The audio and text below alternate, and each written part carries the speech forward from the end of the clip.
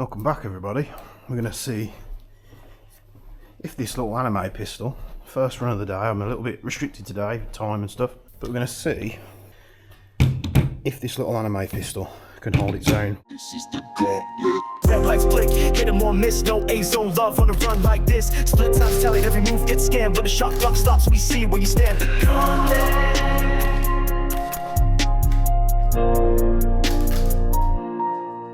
We don't have a torch, we don't have a tracer, but we're going to see how it does. Let's give it a go. Round starts in 3, 2,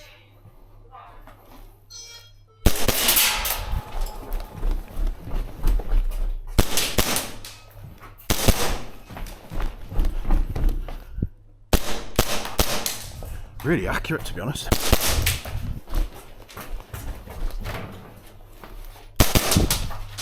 Shoots really nice.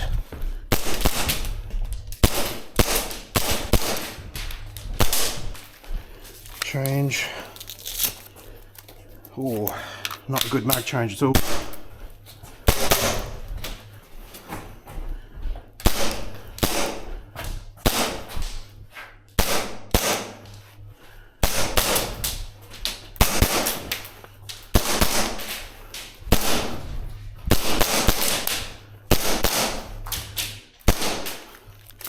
These short mags are showing their forthcomings.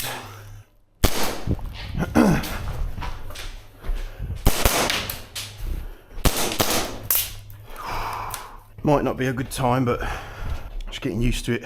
Much more difficult without a tracer or a flashlight, but plenty accurate for a short barrel pistol. Doesn't really seem to have any disadvantages with the lower power, you know, 0.5, 0.6 joules. We're at a 62. These are short mags. I think they hold about 22 rounds. And we're going to see if we can do any better. Slightly longer mag. Let's go for it. Nice and quick though with a small pistol. Don't really need a plate carrier, but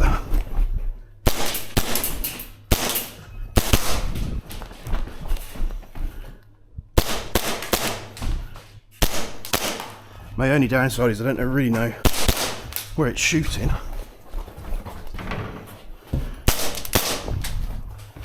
Oh.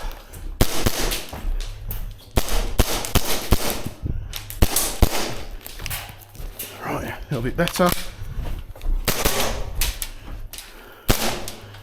That one's a bit damaged there, but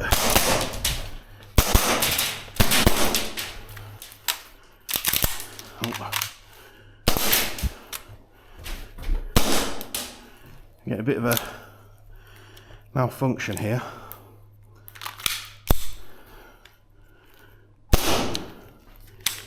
Swap that mag out.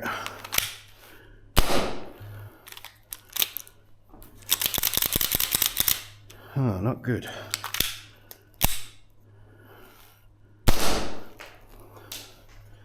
The slide isn't quite returning back to battery. That would have been a really fast time, I reckon, but just seems like the that one mag, like the round, the nozzle was getting stuck on the gas router. See if we can slicken this up. It is a very warm day, and it could just be that I'm using the mags that came with it or for it ran absolutely fine. So we are going to do more mag changes in this one. Yeah. Slicking up these gas routers, they might have dried out over time. Shame, because it was a really good run. So we might have to change a little bit more often. I think it just needs lubricating, but we'll give it a try.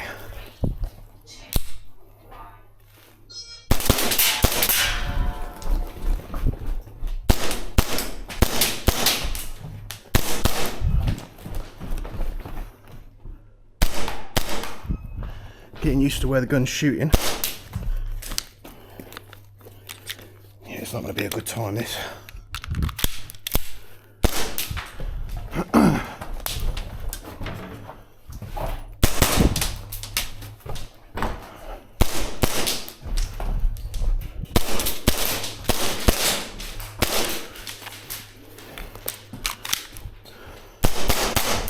That one's not quite working, I don't think, but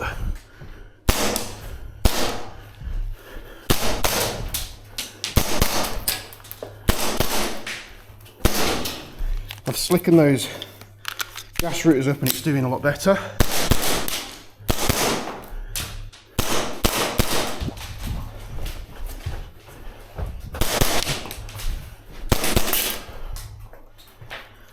Oh, unfortunate.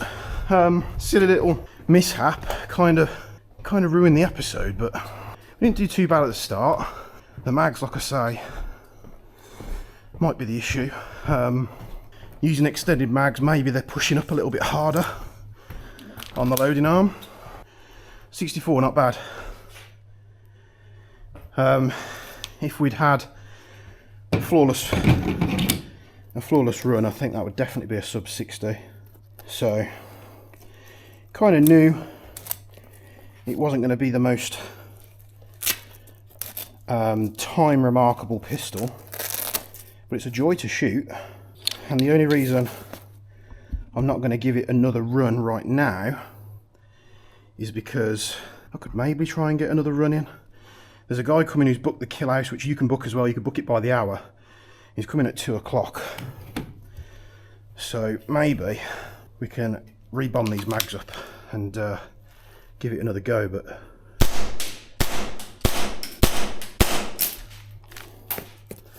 it's really got a nice cycle right on the slide.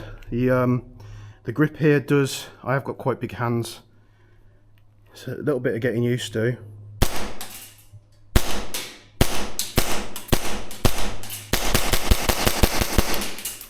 The iron sights seem pretty dead on. We'll rebomb up. I don't have any more propane with me today, so I'm going to have to buy some green gas, but I ain't got time for that for this run.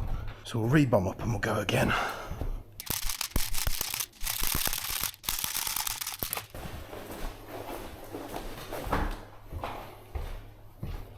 Right, we'll try do one more run. See if we can get this thing a little bit better.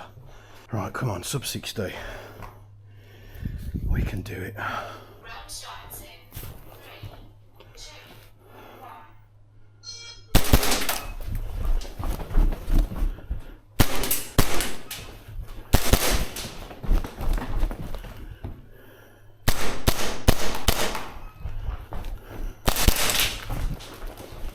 I haven't regassed these bags, so we're running on what's left in them, which is why I'm going to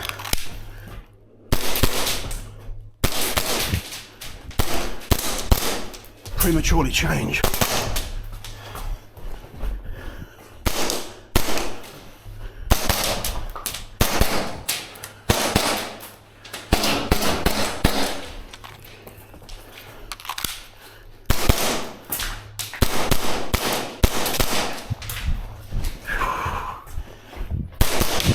A torch really does help in this environment. We were running out in the mags there. Like I say, I haven't filled them up with any gas today because I went to get sorted to come down here, noticed my propane tanks are empty, went into the garage where my big propane tank is, tried filling them up, they're not filling up. The big propane tank is empty, so 53, there you go. It can indeed be competitive. Now a few of the eagle-eyed viewers might have already noted that the sight's changed a little bit. So we'll have a look at that in just a second. You see this big V shape here, never used to be there before. So that mag's empty on gas. I got in this one. This one's going to be empty as well.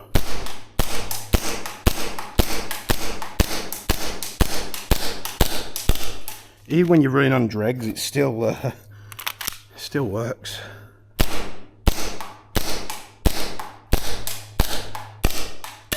We are empty on that mag, but didn't lock back. Can we get rid of the last couple of rounds out of this one? No. Let's put the fresh mag in.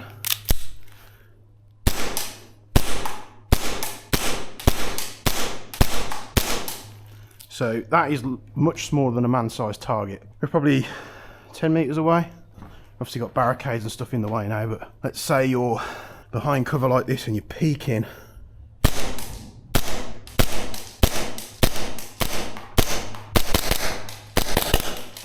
Absolutely fine. Let's get rid of the last round. Oh, right. Just making sure we've got a clear barrel. So you see a few differences to the sight. Now you've seen me play here in gameplay footage before.